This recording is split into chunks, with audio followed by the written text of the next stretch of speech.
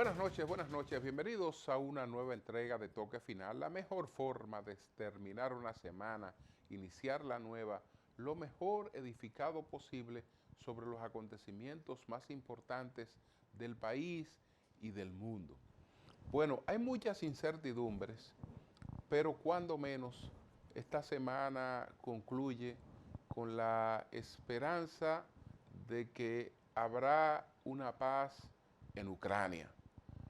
Podrá ser una paz impuesta como será por Estados Unidos, una paz ventajosa para Rusia, una paz muy perjudicial para Ucrania, probablemente perjudicial para Europa, pero es una paz. Es una paz, es decir, eso quiere decir que una guerra que primero es desangramiento, que segundo tiene repercusiones en un altísimo nivel de inversión que puede destinarse a otros fines, y tercero, que tiene su impacto económico, que en tema de suministro, que en tema de combustible, etcétera. Es decir, que el mundo volverá a ser lo que era antes de la guerra en, en Ucrania. Eh, Ucrania tendrá que aceptar las condiciones que le están presentando tanto Rusia como Estados Unidos. Estados Unidos primero llegó a un acuerdo con Ucrania, después se ha reunido con Vladimir Putin. Él ha aceptado la tregua, pero añadiendo condiciones, porque él va a la mesa de negociaciones en una posición de fuerza. Ucrania va en una posición de desventaja absoluta después de que Estados Unidos la desamparó en su guerra defensiva, porque Estados Unidos, entendiendo que la guerra en Ucrania tenía un costo muy alto para ese país y entendiéndola el presidente Trump como un error del presidente Biden, y entendiendo el presidente Trump que el presidente Biden pues propició toda la ayuda económica a Ucrania, porque Ucrania a su vez protegió al presidente Biden cuando Trump intentó pues que Ucrania pues abriera toda la información de las negociaciones que supuestamente realizaba en ese país Hunter Biden, y eso llegó a ser motivo de un juicio político para Donald Trump en su anterior gestión. Entonces, ahí habían cuestiones de tipo personales, políticas y bueno, también de una visión geopolítica distinta. El caso es que habrá un periodo de paz, que probablemente ya ese periodo sea permanente. Ya veremos cómo se incorpora Europa a este esquema de negociación, porque unas negociaciones que concluyan siendo humillantes para Ucrania también le infunden mucho temor e inseguridades a la Unión Europea. No obstante, Estados Unidos tiene ventajas porque Europa en esto se ha dado cuenta que tiene que valerse por sí misma, que tiene que tener su propia fortaleza militar. Entonces va a la inversión de un mayor porcentaje en armamentismo. Y eso es alimentar la industria armamentista de los Estados Unidos. Así que por esa vía, Trump también consigue uno de sus objetivos económicos. el que está tratando de alcanzar por la guerra de los aranceles, que ya vemos cómo hay un tira y afloja, que uno no sabe dónde se va a estabilizar. Lo último es la amenaza a Europa por la elevación, para la elevación de los vinos y las bebidas europeas. Es decir, recuérdense que el whisky es escocés, es europeo, y que el vino es francés, es italiano, es español. Entonces, Trump ha prometido o ha amenazado con un 200% de aranceles para estas bebidas. Igual las cervezas, las mejores del mundo, son alemanas. Entonces, ¿por qué? Porque Trump elevó en un 25% el arancel para productos europeos y el aluminio y el acero. Europa responde con elevación de aranceles y entonces Trump duplica la apuesta. Yo actúo contra usted, pero usted no tiene derecho a darme una respuesta. Si me da una respuesta, entonces yo voy y me coloco por encima en todo. Lo propio pasó con Canadá. Con Canadá, la provincia de Ontario respondió al arancel del 25%, al aluminio, al acero, pues elevando el costo de la energía que vende a varios estados estadounidenses. Entre ellos está Michigan y está Nueva York. Y entonces Trump dijo, pues ya no será un 25 de aranceles, un 50. Y ahí logró renegociar para que Ontario retirara la amenaza de elevar el costo de la energía que vende a varios estados estadounidenses. ¿Dónde pararemos? En verdad, no lo sé. Pero por lo menos estamos más tranquilos si no tenemos la guerra en Ucrania. Una pausa, retorno en breve.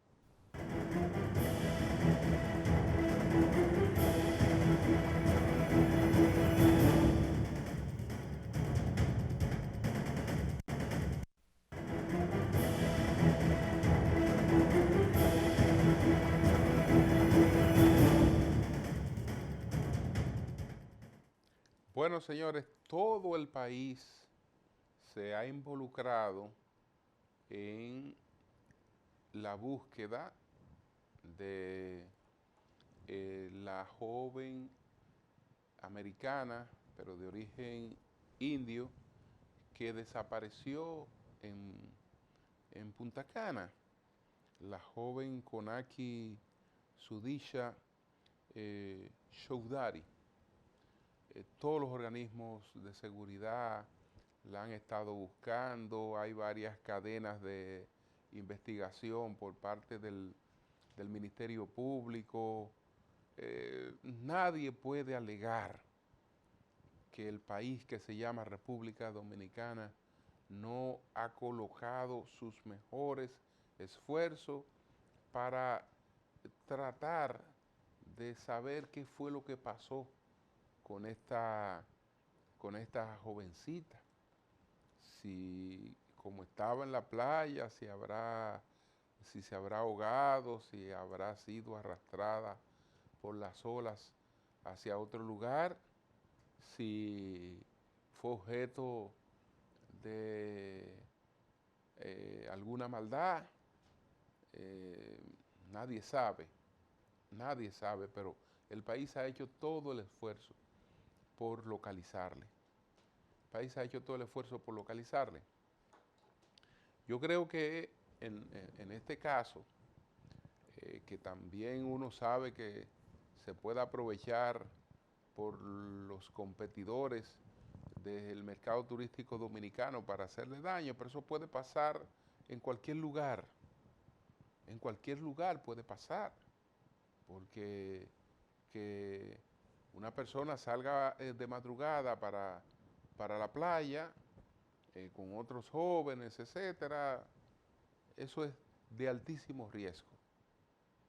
Es de altísimo riesgo porque ahora las situaciones son más peligrosas que, que en otros tiempos. Ustedes recuerdan que se hablaba, y no quiero ligar lo que voy a decir al caso de la joven porque no lo digo exactamente por el caso de ella. Se hablaba, por ejemplo, de que miren, vamos a legalizar la marihuana con carácter recreativo, con carácter medicinal, y ustedes verán que esa es una solución. No ha sido ninguna solución porque hay más actos de violencia y más adicción. Pero ustedes saben qué ha pasado con la marihuana. Con la marihuana ya el negocio no es la marihuana que hay que fajarse a cultivar, no es la marihuana, digamos, de origen de una planta natural. Ahora es una marihuana sintética que se coloca en unas pastillas, en pequeñas pastillas. Y señores, el consejo ya lo conocemos los viejos e insistimos mucho con nuestros hijos en ese consejo. Pero si antes lo ofrecíamos, ahora hay que reiterarlo. Si estás en algún lugar consumiendo bebidas, no te descuides con tu bebida. Si te fuiste al baño y dejaste un vaso con tu bebida ahí, no sigas consumiendo esa bebida cuando regreses. No importa que esté compartiendo con amigos, con conocidos, no lo haga. Porque se puede producir cualquier cosa, señores, cualquier cosa, con estas drogas sintéticas que ahora se venden y se colocan en, en pastillas para llevar a un hombre o a una mujer o a un joven o a una joven a cualquier situación en la que ella pierde o él pierde el control de su voluntad. Vamos a presentar de inmediato, además de esta lamentable desaparición, cuáles fueron los 10 temas más importantes de esta semana. Adelante.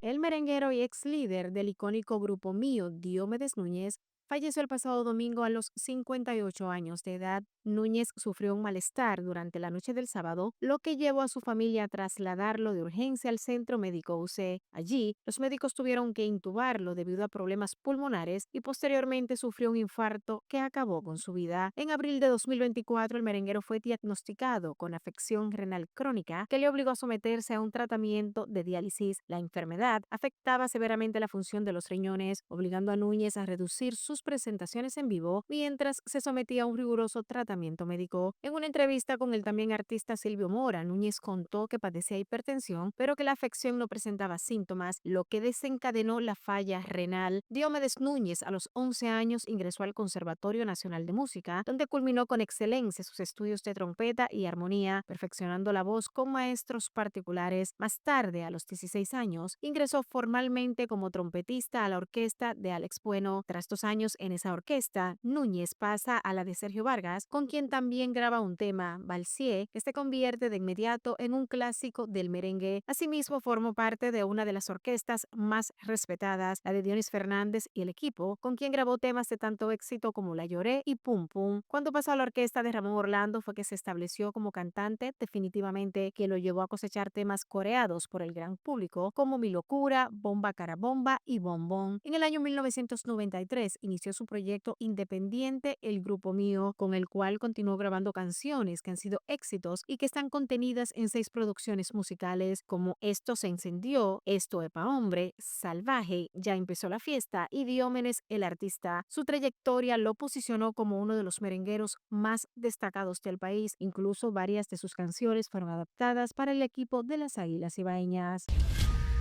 Continúa el enfrentamiento entre el presidente de la República, Luis Abinader, y el exmandatario Leonel Fernández por la realización de obras de infraestructuras en la provincia de Santiago en sus respectivas gestiones, las cuales cada político descalifica. El pasado lunes, durante la semanal con la prensa, el gobernante dijo que no iba a contestar las últimas críticas de Fernández a los trabajos que ha realizado en ese territorio, al entender que se excedió mencionando los trabajos realizados. El jefe de Estado dijo que el expresidente no logró identificar una obra de sus gestiones de gobierno en esa región que tenga más impacto que un solo kilómetro de la construcción del monorriel. Imagínense, durante sus 12 años de gobierno no se construyó una sola vivienda en Santiago y nosotros hemos construido y entregado 2019 viviendas y hay 1.200 en construcción de una obra que él no mencionó, que es la Cañada de Gurabo, pero yo sé que es muy difícil hablar de Santiago. Yo creo que yo me excedí, ahí enfatizó. El enfrentamiento entre el actual presidente y Fernández comenzó cuando el segundo cuestionó la inversión que hacía el gobierno en obras de infraestructura, afirmando que era el más bajo en los últimos 72 años del país. Dijo también que tenía todas las obras paralizadas y citó los pocos avances que había en la construcción del monorriel. Ante esto, el gobernante dijo que creía que Fernández no había ido a Santiago en los últimos meses y lo invitó a visitarlo para que constatara lo que su gobierno estaba haciendo. Luego de esto, Fernández acudió a Santiago y reiteró sus cuestionamientos al gobierno en cuanto a las ejecutorias en infraestructuras. Dijo que el sistema de transporte del teleférico y el monorriel no tenían una planificación adecuada, ya que el primero de los medios de transporte operaba a diario vacío. El líder de la oposición reaccionó con determinación a las recientes declaraciones del presidente Abinader, quien había sugerido realizar un almuerzo en Pedernales para mostrar el desarrollo turístico del sur. Fernández, a través de su cuenta en la red social X, no solo reiteró su invitación original para debatir temas nacionales, sino que además amplió la propuesta a un recorrido por todo el país para exponer la realidad que el mandatario parece desconocer. El expresidente propuso un recorrido conjunto que abarque infraestructuras icónicas construidas durante sus administraciones, como la Autovía del Este, el corredor de la 27 de febrero, la carretera del 15 de Asua y las verdaderas ciudades universitarias distribuidas en todo el país. Tras esas declaraciones, el presidente invitó a Fernández a Pedernales a un almuerzo frente al muelle para ver el desarrollo y explicarle todo lo que están haciendo en la región del sur.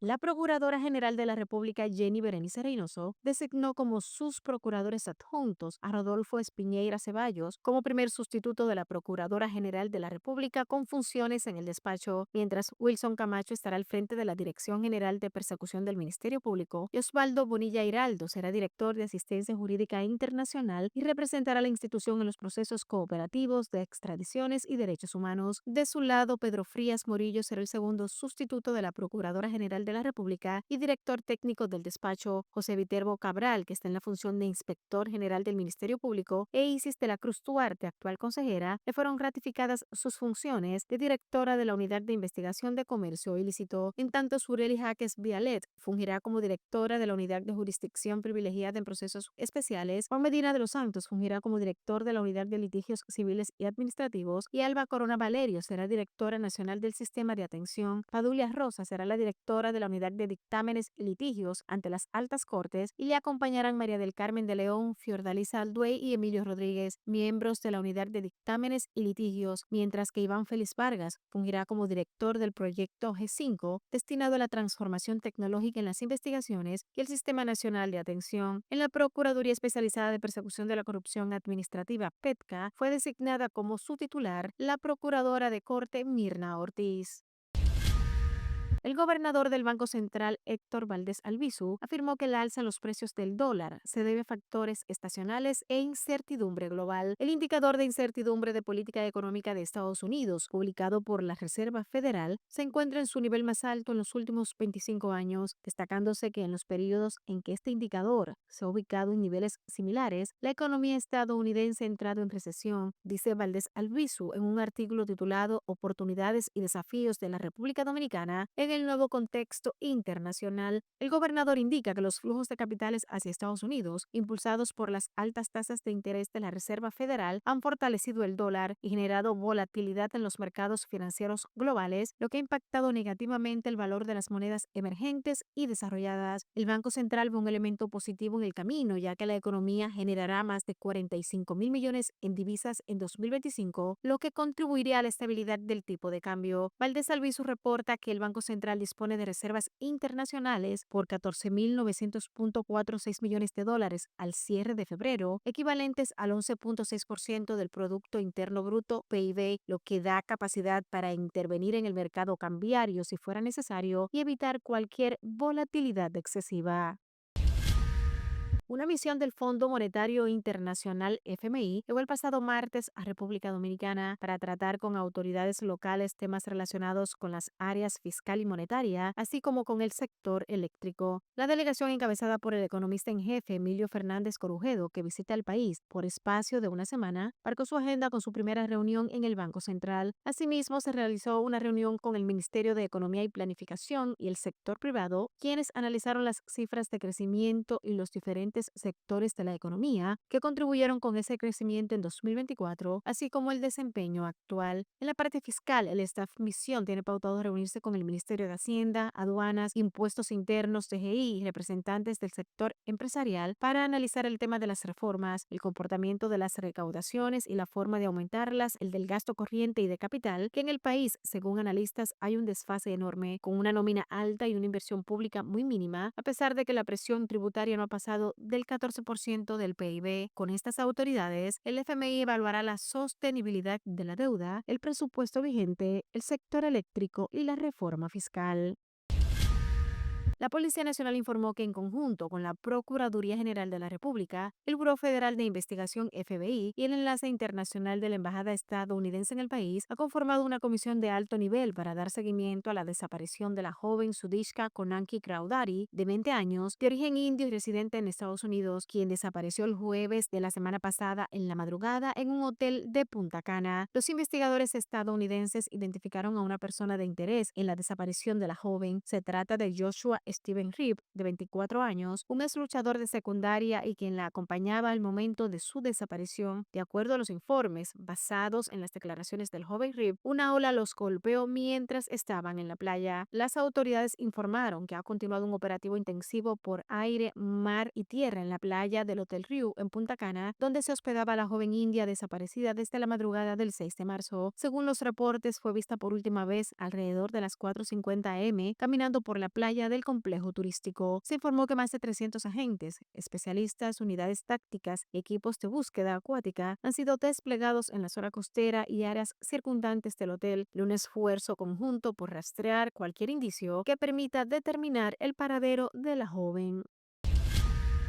El canciller de Surinam, Albert Randin, fue elegido como nuevo secretario general de la Organización de los Estados Americanos, OEA, con un amplio respaldo de América Latina y sucederá en mayo al uruguayo Luis Almagro, convirtiéndose en el primer caribeño al frente del organismo. Sus primeras palabras como secretario general electo fueron un llamado a la unidad. Mi compromiso es servir a todos los estados miembros de esta organización. Nuestra fuerza colectiva radica en nuestra capacidad de trabajar juntos. Randin era el único aspirante en la contienda después de que su único rival, el canciller paraguayo Rubén Ramírez Lescano, abandonara su candidatura después de que un grupo de países anunciara su apoyo en bloque para el surinamés. El diplomático de carrera se convirtió así en el primer caribeño a la cabeza de la organización, creada en 1948 para fomentar la cooperación y una agenda regional común en derechos humanos, seguridad, desarrollo y la defensa de la democracia. Randin tendrá que lidiar con crisis regionales como en Nicaragua, que se salió de la OEA, Venezuela, que al igual que Cuba no participa en la organización, y Haití. El presidente de Estados Unidos, Donald Trump, envió al Senado estadounidense las candidaturas de sus embajadores en Chile, República Dominicana y ante la Organización de los Estados Americanos, OEA, para que los confirmen. El mandatario eligió a Brandon Schott como embajador para Chile. Schott presidió el sindicato de la patrulla fronteriza y ayudó a desarrollar e implementar las políticas de seguridad en la frontera. Como embajadora para la República Dominicana, Trump optó por Lea Campos, quien fue asesora del hemisferio occidental en el Comité de Asuntos Exteriores de la Cámara Cámara de Representantes y para el puesto de representante permanente ante la OEA designó a Leandro Risuto, fundador de la empresa de pequeños electrodomésticos de cuidado personal Conair, que fue cónsul en Bermudas durante el primer mandatario del republicano en la Casa Blanca. La confirmación de los puestos gubernamentales es un procedimiento por el que deben pasar altos cargos del país para poder tomar posesión. Cada nominado debe recibir el apoyo de la mayoría simple de los senadores. Estados Unidos ha anunciado que levantará el bloqueo a la ayuda militar a Ucrania y volverá a compartir inteligencia con el país europeo invadido hace 3 años por Rusia. A cambio, Kiev ha aceptado la propuesta de la Casa Blanca de un alto el fuego inmediato y provisional de 30 días con Moscú y ha acordado con Washington concluir lo antes posible el pacto por el que cederá parte de la explotación de los recursos minerales bajo suelo ucraniano. El anuncio, emitido en un comunicado conjunto distribuido por el Departamento de Estado, llega tras un largo encuentro de 8 horas en Jeddah, Arabia Saudí, entre las delegaciones estadounidenses y ucraniana, que ha servido como un primer acercamiento después de la desastrosa reunión del 28 de febrero en la Casa Blanca, de la que Volodymyr Zelensky salió expulsado por Donald Trump y el vicepresidente estadounidense J.D. Vance. Ambas delegaciones han acordado iniciar inmediatamente negociaciones para alcanzar una paz duradera que garantice la seguridad de Ucrania a largo plazo, dice el comunicado, sin citar garantías de seguridad específicas más allá de que Estados Unidos levantará inmediatamente la pausa en el intercambio de inteligencia y reanudará la asistencia en materia de seguridad a Ucrania. Estados Unidos comunicará a Rusia que la reciprocidad rusa es la clave para alcanzar la paz. Tras el fin del diálogo en Jeddah, Zelensky ha emitido un comunicado en el que afirma que Ucrania está preparada para la paz. Rusia debe mostrar su disposición a poner fin a la guerra o continuarla.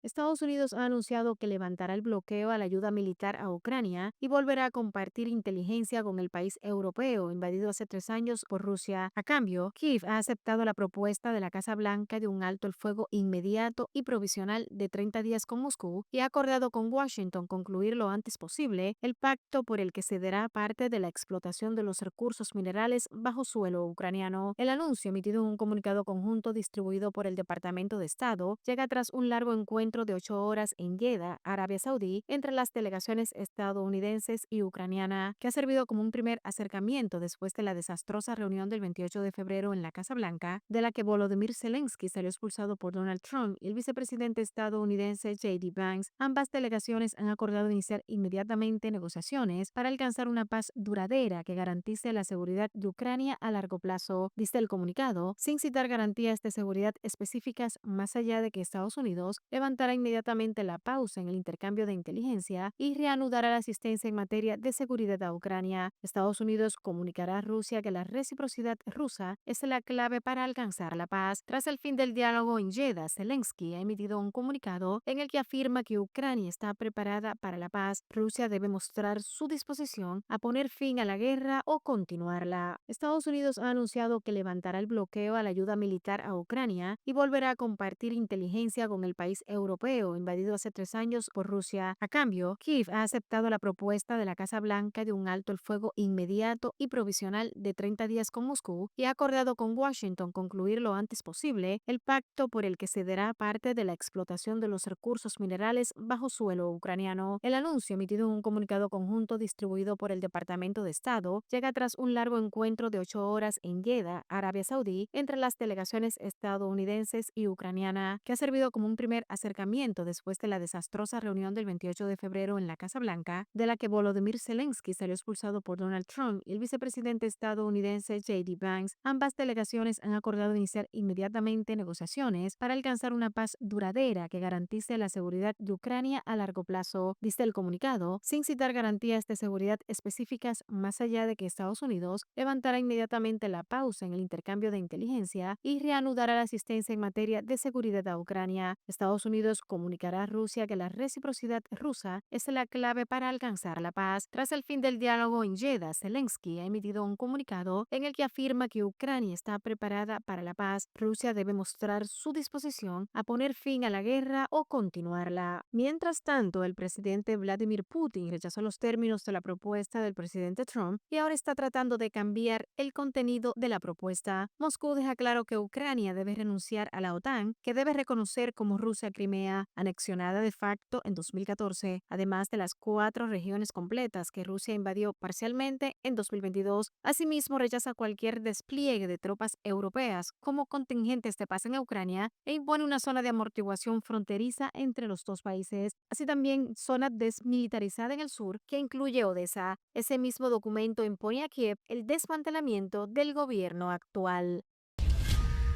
Finalmente, el expresidente de Filipinas, Rodrigo Duterte, fue detenido el pasado martes después de que el gobierno filipino dijera que había recibido una orden de arresto de la Corte Penal Internacional CPI por presuntos crímenes de lesa humanidad. Duterte fue investigado por la CPI por su brutal represión antidrogas durante su mandato, en la que murieron más de 6.000 personas según datos policiales, aunque observadores independientes creen que el número de ejecuciones extrajudiciales podría ser mucho mayor. Duterte, de 79 años, fue detenido en medio de escenas caóticas en el principal aeropuerto de la capital, Manila, tras regresar a Filipinas procedente de Hong Kong. Anteriormente etiquetado como el Trump de Asia por algunos comentaristas debido a su estilo de liderazgo poco ortodoxo y su retórica altisonante, Duterte llegó al poder en 2016 con la promesa de librar una guerra contra las drogas y los traficantes de drogas en la nación del sudeste asiático. La brutal represión que siguió mató a miles de personas. A algunos les dispararon justicieros anónimos en motocicletas, a otros les dispararon en la cabeza al estilo ejecución. En una matanza tras otra, la policía solo describía a las víctimas como sospechosos de narcotráfico que se habían resistido al arresto, una acusación que rara vez se sostenía al más mínimo escrutinio. Sin embargo, la matanza continuó impunemente a instancias de quien fue elegido presidente de Filipinas, Rodrigo Duterte.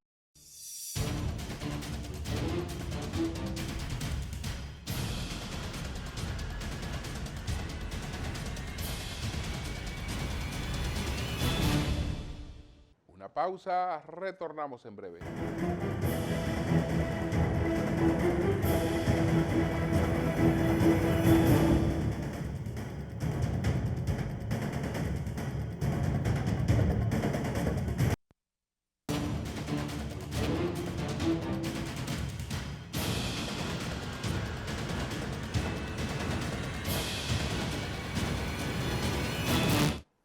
Bueno, el tema en la República Dominicana es la economía, porque hay varios factores que crean pues preocupación con relación a la economía, a pesar de la tradicional estabilidad económica que ha caracterizado a nuestro país. Inquietudes porque en el primer trimestre de este año pues se ha producido una elevación en la cotización del dólar. El gobernador del Banco Central pues publicó un documento bastante amplio, 3 páginas y media de periódicos, explicando cuáles eran las razones de esta alza del dólar. Él dice que hay factores estacionales, pero también que se está reflejando la situación de incertidumbre que nos comunica la economía de Estados Unidos y que esos factores han influido en una depreciación de 1.9 del peso, que una vez desaparecida la incertidumbre de Estados Unidos y estos factores estacionales, pues las cosas cambiarían. Bueno, el caso es que la incertidumbre de, que está creando la guerra arancelaria, yo no creo que pase por ahora. Y además, entonces, nosotros hay otras preocupaciones. El país recibió una visita de una delegación del Fondo Monetario Internacional encabezada por el señor Emilio Fernández Coruguedo.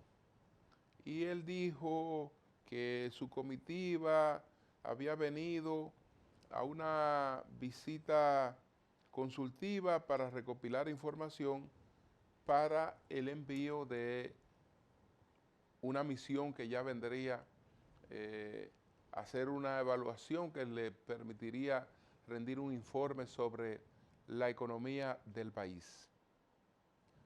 En la economía del país hay dos temas que tienen que resolverse para que esta economía se mantenga generando la confianza que siempre ha generado. Es el peso que tiene el endeudamiento, que se chupa un 34% de los ingresos fiscales del país y la mayoría se lo chupa pagando intereses de la deuda. Y el hoyo eléctrico, que aunque se han anunciado una serie de medidas, pues el hoyo eléctrico en los últimos años no hizo otra cosa que empeorar. No hizo otra cosa que empeorar. Entonces, el gobierno sabe que hay que mejorar los ingresos. ¿Por qué vía buscará mejorar los ingresos cuando ha descartado una propuesta de modernización fiscal, como le llamó? Tal vez con iniciativas aisladas, pero si no actuamos, entonces la confianza en los papeles de la deuda dominicana pudiera disminuir y encarecer aún más los financiamientos que deba buscar la República Dominicana.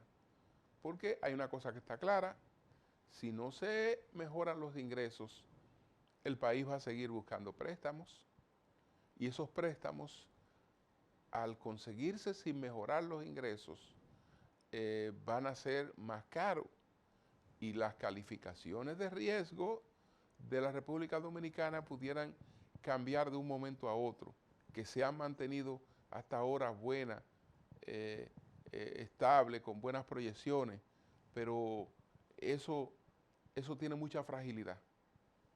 Eso tiene mucha fragilidad, y ojalá que nos pongamos a abordar esas cosas con responsabilidad.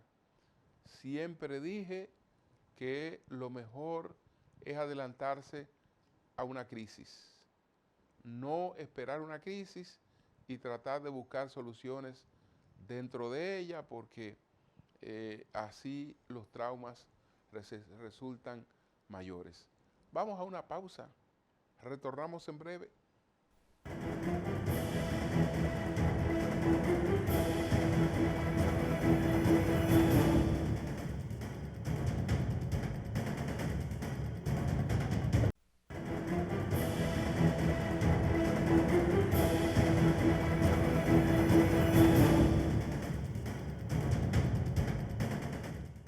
Bueno, señores, vamos a seguir abordando estas preocupaciones.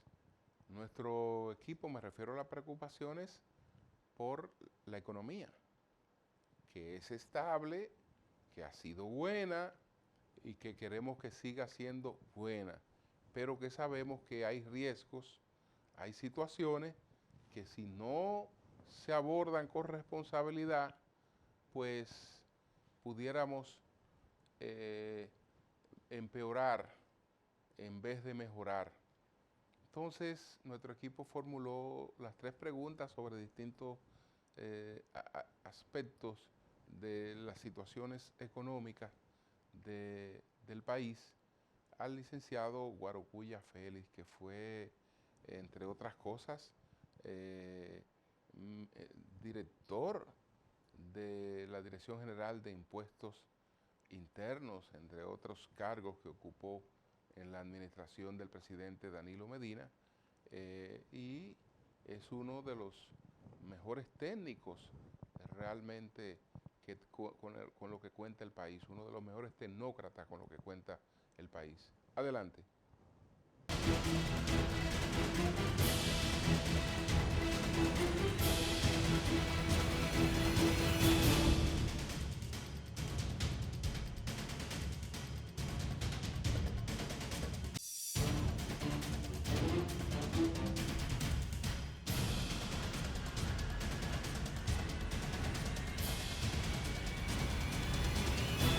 ¿Qué opina de la explicación sobre el alza del dólar ofrecida por el Banco Central en un comunicado firmado por el gobernador Albizu? Una disminución del ingreso de divisas productos de las incertidumbres en los Estados Unidos podría tener repercusiones en las cotizaciones de la moneda estadounidense. Fíjate, la opinión del Banco Central, firmada por el propio gobernador, don Héctor Valdés, establece elementos que son verificables. Es cierto que hay una gran incertidumbre a nivel internacional. Esa incertidumbre se ha profundizado con la administración del presidente Donald Trump, sobre todo con los temas relacionados con los aranceles, amenazas a México, amenazas a Canadá, luego se detienen los aranceles, luego se dice que van a reponer. Todo esto genera mucha incertidumbre en el contexto internacional. Evidentemente que hay que tomar otros elementos adicionales a lo que ha establecido el Banco Central. Por ejemplo, el diferencial de los tipos de cambio, el diferencial de los tipos de interés entre la economía de Estados Unidos y la economía de la República Dominicana. En la medida en que tengamos un diferencial a favor de tipos de interés más altos en Estados Unidos, lo que estamos teniendo un incentivo para que los capitales se muevan desde República Dominicana hacia los Estados Unidos.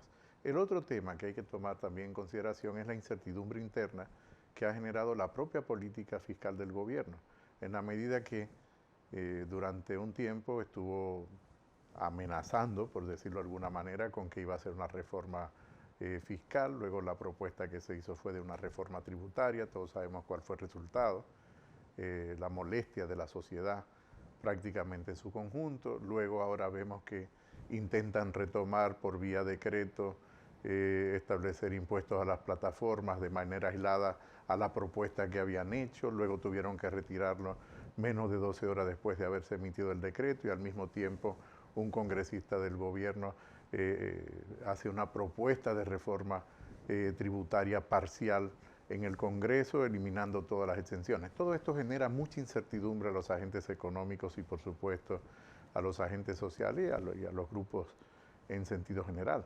Entonces, son elementos explicativos de esa inestabilidad que tiene el tipo de cambio.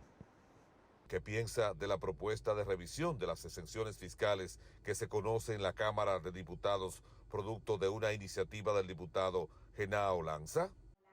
Bueno, precisamente un diputado relacionado al gobierno. Es una propuesta totalmente descabellada porque se hace de manera aislada a ver todo el sistema tributario de la República Dominicana. La propia Estrategia Nacional de Desarrollo establece que debe haber un diálogo previo entre los agentes económicos y sociales. Simplemente lo que se hizo con esa propuesta fue aislar la parte correspondiente a los incentivos de los sectores productivos sin tomar en cuenta los propios sectores productivos ni tomar en cuenta el mismo contexto internacional del cual está hablando el propio Banco Central. Es decir, es algo totalmente absurdo.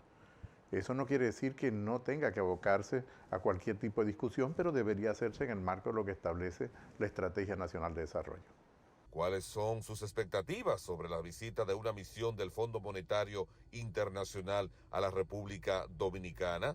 ¿Se exigiría al gobierno procurar un incremento de sus ingresos fiscales? El Fondo Monetario Internacional viene siendo reiterativo en los últimos 18 o 20 años sobre la necesidad de una reforma fiscal comprensiva. A mí no me gusta hablar de reforma fiscal integral, porque la integralidad para algunos sectores es que se discute el ingreso y el gasto, pero solo se ajuste por el lado del gasto y dejemos más o menos igual los ingresos. Ese es un tipo de mirada a esa integralidad. Prefiero hablar de una nueva estructura tributaria en la República Dominicana, de una nueva fiscalidad. Y el Fondo Monetario tiene ya, como he dicho, casi 2 décadas hablando sobre la necesidad de este proceso. Por eso está plasmado en la Estrategia Nacional de Desarrollo. Por eso es necesario un diálogo que permita avanzar. Fíjate que los partidos políticos, cuando fijaron la posición el pasado año, igual que los agentes económicos y sociales, sobre la propuesta de reforma del gobierno, no era contrario a que hubiese una reforma tributaria en la República Dominicana, sino a la propuesta que había presentado el gobierno, que era una propuesta que solamente un gobierno de fuerza podría haberse impuesto. Por lo tanto, es esperable que el Fondo Monetario Internacional, aún en la revisión del artículo 4, como establecen los estatutos del fondo, esto suena sofisticado, pero el artículo 4 es eso, el artículo 1, 2, 3, 4. Y el artículo 4 dice que el fondo tiene que revisar las economías cada año. Entonces, en ese marco es, con toda seguridad, uno de los temas que el fondo va a poner sobre la mesa. Tenemos dificultades por el lado de la industria eléctrica, donde el gobierno ha permitido el incremento de pérdidas significativas que se plasman en mayores transferencias a la industria eléctrica. Se siguen subsidiando de manera sostenida los combustibles. Solo el pasado año fue poco más de 16.000 millones de pesos. Hay otros subsidios que también se han incrementado o gastos que el gobierno ha hecho que no se desincorporan del presupuesto, como las pensiones privilegiadas, que ha sido recurrente y reiterativo desde el inicio. Entonces yo creo que sí hay temas que hay que revisar. Yo creo que es de preocupación para todos los sectores informados y para la sociedad el hecho de que el gobierno no esté teniendo una política económica y fiscal sensata.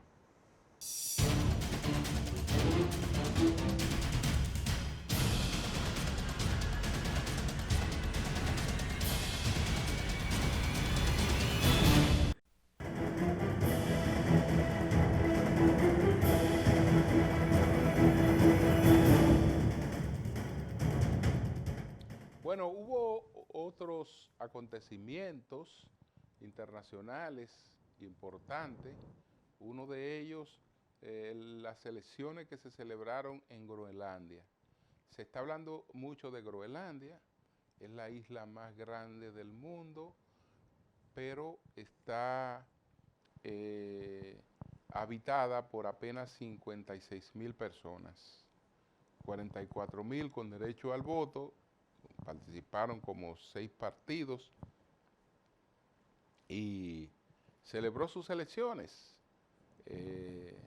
rechazando la posibilidad de que Estados Unidos adquiera a Groenlandia, pero expresando la mayoría de los partidos su intención de procurar la independencia de Groenlandia, que hasta ahora opera como un estado autónomo del reino de Dinamarca.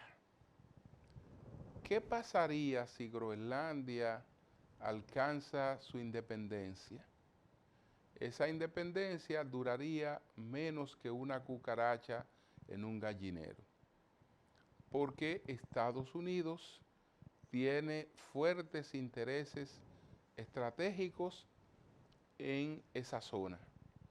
Por eso tiene establecida una base militar en Groenlandia.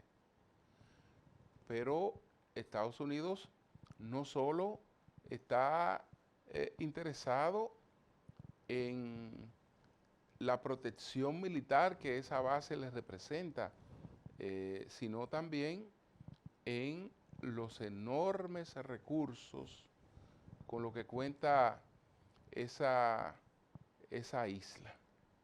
Entonces, ojalá que sean sabios, porque no es lo mismo que Estados Unidos le arrebate a Europa y a Dinamarca, a Groenlandia, que ese país, ese pequeño país, pequeño en población, no en tamaño, no en su geografía, que ese pequeño país pues se declare independiente y que Estados Unidos le anule de inmediato su independencia. Entonces, eso es lo que tiene que ver con Groenlandia. El otro acontecimiento internacional fue el apresamiento y entrega a la Corte Penal Internacional por parte de las autoridades filipinas del expresidente filipino Rodrigo Duterte, en un hecho inexplicable, porque Rodrigo Duterte va a la Corte Penal Internacional acusado de muchos crímenes contra los derechos humanos, una cantidad, cientos de crímenes contra los derechos humanos. Pero esos crímenes se cometieron en Filipinas. Se supone que Filipinas debe juzgar a este hombre y condenarlo por esos crímenes. pero hacerlo Filipinas. Filipinas prefirió ponerlo en manos de la Corte Penal Internacional para que sea la Corte Penal Internacional la que lo juzgue. En el caso del presidente Duterte, entonces resulta que el presidente Duterte, pues con su línea de conmoción y presión, fue elegido para hacer lo que hizo, porque él se ganó el boleto que lo llevó a la presidencia en el 2016, porque desde la alcaldía en Davao, que corresponde al territorio en el que él surge, que se llama Mindanao. Mindanao tiene 11 de las 20 provincias más pobres de Filipinas. Filipinas está compuesta por más de 7.000 islas. Sin embargo, no todas están pobladas. Mindanao es una de las más pobladas, pero siempre ha rivalizado con Manila, que es el centro de la élite filipina.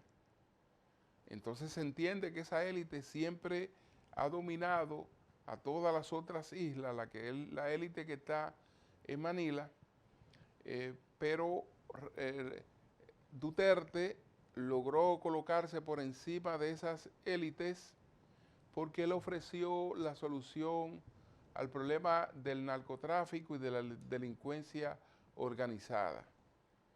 Y no era otra que la de eliminar a los narcotraficantes, matarlos y matar a los líderes del crimen organizado. Eso fue lo que él hizo durante más de 20 años en la alcaldía, que lo convirtió en un personaje nacional. Al convertirse en un personaje nacional haciendo eso, cuando otras islas padecían lo mismo, incluyendo Manila, que ya empezaba a sentir una presencia importante en el narcotráfico, dijeron, vamos a traer al hombre que sabe cómo enfrentar esta situación. Entonces, la enfrentó y ahora aparentemente la élite de Filipinas ha decidido que él pague, pero no en Filipinas, sino en la Corte Penal Internacional. Un caso realmente extraño, porque estos dictadores, estas personas que han cometido supuestos crímenes de lesa humanidad, no se le apresa nunca en su propio país, sino que se aprovecha que se muevan a otro país, a gestiones médicas o de lo que fuere, y ahí son otros gobiernos, no los gobiernos de sus propios países los que los apresan y dan cumplimiento a una orden de la Corte Penal Internacional. La misma orden de Corte Penal Internacional que había contra Duterte, la hay contra Benjamín Netanyahu, el primer ministro de Israel, pero ni Israel ni otros países van a darle cumplimiento a esa orden. Incluso bajo esa misma orden, Polonia invitó a Benjamín Netanyahu a visitarla, garantizando que no iba a ejecutar esa orden contra el primer ministro de Israel. Seguro que Duterte será condenado. ¿Cuáles serán las repercusiones de esta condena? No lo sé, porque es un hombre sumamente popular, que en las encuestas siempre anduvo cerca o por encima del 50%. Y no creo que haya bajado mucho, a pesar de que su hija, Sara, empezaba a medir sobre él y eso le llevó a él colocarse a un lado y no seguir aspirando a la presidencia de Filipinas. Señores, buenas noches.